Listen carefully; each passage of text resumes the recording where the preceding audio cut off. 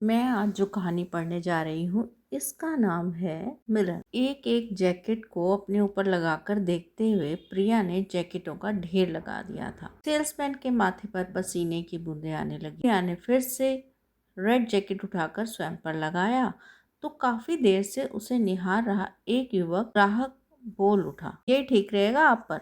ने अचकचाकर उसे रख दिया और सेल्समैन को मैरून जैकेट पैक करने को कहा। उसके बाद वह तेजी से सामने वाली दुकान में घुस गई, लेकिन उसकी नजरें पीछे दुकान पर ही टिकी थी। जैसे ही वह नवयुवक मोटरसाइकिल पर रवाना हुआ, प्रिया तुरंत फिर से दुकान में घुस। यह रख लीजिए, मुझे वह ब्लू वाली ही चाहिए। प्रिया दुकानदार से नजरें नहीं मिला पा रही थी। वहां से कार सीधी एक जूस वाले के पास ही रुकी। कौन कौन सा जूस मिलेगा? Pineapple, orange, Apple. मैडम को तो फालसे का जूस पसंद है, मिलेगा ना? ना जाने कहां से वह नवयुवक फिर आ टपका था। उसे देखकर प्रिया फिर हड़बड़ा गई। उम्र में उससे कुछ छोटा, स्मार्ट, संभ्रांत परिवार का दिखता वह नवयुवक किसी भी सूरत में टपोरी नहीं हो सकता। आप? अरे अरे, परेशान मत होइए दीदी, मैं श्रवण हूँ, आपकी सहेली श्रुति का छोटा भाई। ओह, तो तुम हो? तुमने तो मुझे डरा ही दिया था। कहाँ तुम्हें छोटा सा देखा था और कहाँ अब तुम बाहर से मेडिकल कर रहे थे ना? हाँ, अब यहाँ प्रैक्टिस करूंगा, यहीं पीजी में भी एडमिशन ले लिया है। Very good. कोई प्रॉब्लम हो तो बताना, मैं 10 से 5 हॉस्पिटल में रहती हूँ। घर आओ कभी। कहाँ रुके हो? अभी तो एक दोस्त के साथ हूँ, वैसे अगले वीक हॉस्टल मिल रहा है। अरे हाँ, आपको बहुत बहुत बधाई दीदी। दीदी ने बताया था आपका रिश्ता तय हो गया है, तो कब मिलवा रही हैं जीजू से? कल संडे है तो मैं कल शाम आपके यहाँ पहुँचता हूँ, जीजू को भी वहीं बुलवा लीजिए। पर मैं प्रिया समझ नहीं पा रही थी कैसे सब बताया। अच्छा, मैं बुला लूंगी। प्रिया ने अपना पता लिखकर उसे थमा दिया। रजत से प्रिया का रिश्ता लगभग महीना भर पूर्व ही उनके माता पिता ने तय किया था। रजत एक कॉलेज लेक्चरर था। प्रिया शुरू में पढ़ाई में और फिर मरीजों से इतनी व्यस्त रहती थी कि उसने अपने लिए जीवन साथी की चयन की जिम्मेदारी अपने पेरेंट्स को सौंप दी थी। संयोगवश दोनों के माता पिता एक शहर में थे तो वे दोनों दूसरे शहर में। चूंकि दोनों एक ही शहर में थे तो सप्ताह में एक दो मुलाकात हो ही जाती। काफी वक्त साथ गुजारने के बाद भी न जाने क्यों प्रिया को लगता था कि वह और रजत एक नदी के दो किनारे हैं जिनका मिलना संभव नहीं है। ना उन्हें पिक्चर में लुत्फ आता, न डिनर में। घड़ियां देखते इधर उधर की औपचारिक वार्तालाप में समय गुजारने में अलग हो जाते। अलग होते वक्त भी न दिल में विदाई का गम होता, न अगली मुलाकात की उत्कंठा। वह रजत से प्यार तो क्या, एक दोस्त भी नहीं खोज पा रही थी। शायद ऐसा ही कुछ रजत के साथ भी था। दोनों अपने अपने खोल में सिमटे रहते थे। कभी कभी प्रिया को लगता है इससे तो दोनों साफ साफ बात कर अपने संबंध विच्छेद कर लें, लेकिन किस आधार पर? पहली बार देखने में ही यह एक आदर्श युगल लगता था। वह क्या कहकर इस रिश्ते को नकारे? महज यह है कि मन नहीं मिलता। लेकिन माता पिता को अपना निर्णय सुनाने में पूर्व एक बार रजत से बात करना जरूरी। सेल फोन बजने से उसकी तंद्रा भंग हुई। रजत का ही फोन। कल कहाँ मिलना है? कल कोई परिचित घर आ रहे हैं तो आपसे भी मिलना चाहते हैं। आप आ जाए, आप आ पाएंगे? कोशिश करूंगा। वही ठंडा सा स्वर और फोन रख दिया गया। अगले दिन प्रिया को हॉस्पिटल से निकलने में ही 6:15 बज गए। घर पहुंची तो श्रवण बाहर इंतजार कर रहा था। आई एम सो सॉरी, ताला खोलते हुए प्रिया ने पश्चाताप भरे स्वर में कहा। इट्स ओके दीदी, डॉक्टर हूँ, आपकी प्रॉब्लम समझता हूँ। पहली बार एहसास हुआ कि एक प्रोफेशन वाले एक दूसरे की समस्या कितनी आसानी से समझ। श्रवण में उसे बचपन से ही अपना छोटा भाई नजर आता था। प्रिया को तंग करने के साथ वह उसे परेशान भी नहीं देख पाता था। प्रिया के चेहरे पर मुस्कुराहट लाकर ही उसे शांति मिलती। प्रिया के दिल में इतने दिनों से उमड़ घुमड़ रहे असमंजस के बादल श्रवण का सहारा पाकर बरस। श्रवण देर तक उसे डांडस बताता रहा। रजत के आने की आहट पाकर दोनों संभल गए। प्रिया ने फटाफट कॉफी तैयार की। उसे बड़ा अपराध बोध महसूस हो रहा था। पहली बार रजत और श्रवण उसके घर आए थे और वह होने के मारे कुछ भी नहीं बना पाई थी। होटल का खाना तो वह हमेशा ही खाते थे, आज वह अपने हाथों से उन्हें कुछ बनाकर खिलाना चाहती। प्यार ना सही पर इतना वक्त साथ गुजारने के बाद एक अव्यक्त सा साहचर्य तो पैदा हो ही गया था। श्रवण मोबाइल पर बात करते हुए बालकनी में चला गया था। सॉरी दीदी, एक एक्सीडेंट केस आ गया था, मुझे जाना होगा, कहते हुए श्रवण चलता बना।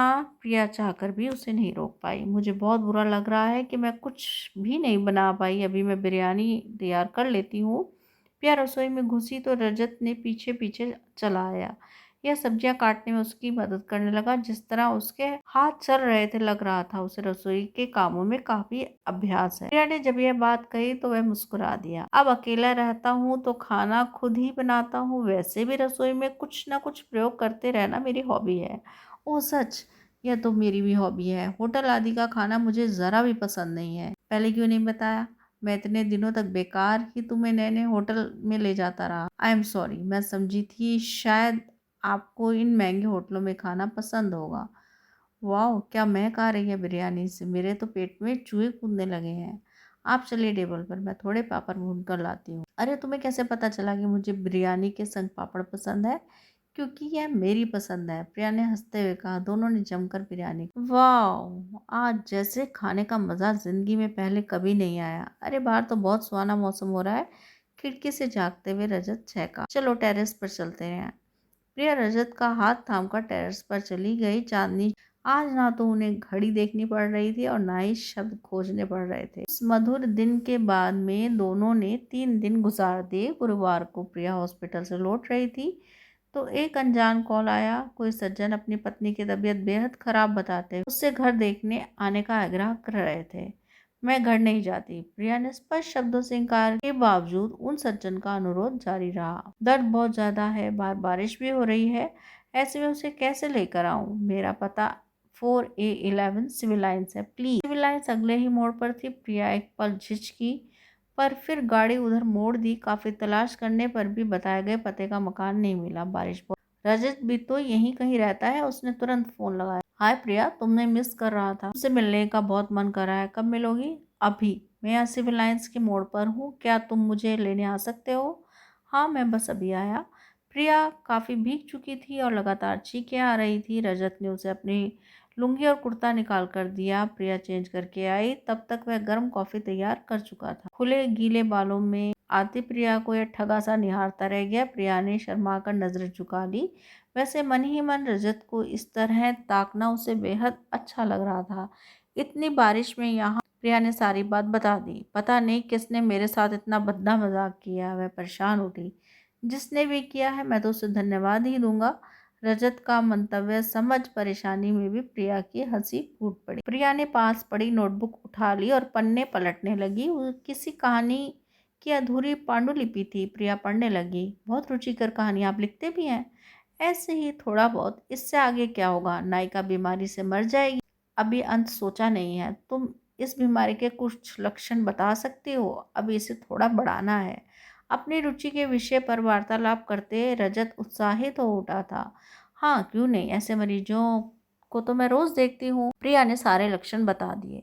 इस आधार पर तुम कहानी को इस तरह भी मोड़ सकते हो। प्रिया ने कुछ सुधाया तो रजत खुशी से उछल पड़ा।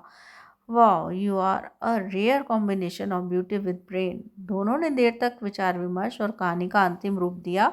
रजत बेहद उत्साहित नजर आ रहा था। मैं तुम्हारे लिए गरम गरम पकौड़े बनाकर लाता हूँ। कर पकौड़े तलने लगी। रजत ने पहला गरम पकौड़ा प्रिया के मुंह में रख दिया। ओ, गरम करके चिल्लाई तो रजत ने घबराकर उसके मुंह से आधा लटका पकौड़ा खींचकर उसके मुंह में रख लिया, अपने मुंह में रख लिया। दोनों बेसाख्ता हंस पड़े, एक दूसरे को खिलाते बतियाते खिलखिलाते। उन्हें देखकर कोई सोच भी नहीं सकता था कि यह वही युगल है जो पहले जमाइयाँ लेते हुए किसी तरह साथ साथ वक्त गुजारता था। अंत में रजत ने स्पेशल तुलसी अदरक वाली चाय बनाई और दोनों अपने अपने कप लेकर बैठक में आ गए। प्रिया, इन दिनों मुलाकातों से मैंने तुम्हें जितना जाना और समझा है, उसके बाद से मैं तुम्हें बेहद प्यार करने लगा हूँ। झूठ नहीं कहूँगा, इससे पूर्व शायद मैं प्यार शब्द का मर्म ही नहीं जानता था, या शायद मैंने ऐसा कुछ कभी महसूस ही नहीं किया था। हाँ रजत, मैं भी ऐसा ही कुछ महसूस कर रही हूँ। तुम आप नहीं, तुम ही कहो। तुम मुझे बेहद अपने लगने लग गए हो। दिल हर वक्त तुम्हारे साथ की कामना करता है। अभी कुछ क्षण पूर्व मकान ना मिलने पर मैं बहुत घबरा गई थी, लेकिन अब तुम्हारे संग मैं बहुत सुरक्षित महसूस कर रही हूँ। मुझे चलना चाहिए। रात गहरा रही है। कार की दृष्टि से ओझल हो जाने तक रजत वहीं खड़ा उसे निहारता रहा। कुछ ही दूर अंधेरे में खड़े श्रवण के मुख पर उभर आई थी, क्योंकि ये ट्रिक तो उसी की थी ना। अच्छी लगी ना कहानी? धन्यवाद।